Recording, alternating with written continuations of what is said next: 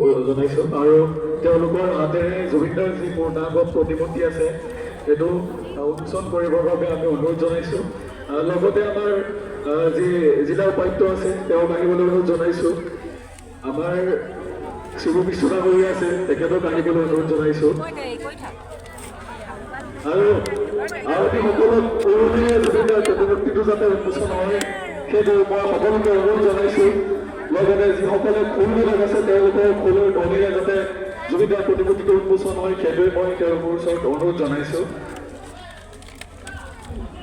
সকলোৱে জয় জুবিনদা, জয় জুবিনদা, জয় জুবিনদা, জয় জুবিনদা, জয় জুবিনদা।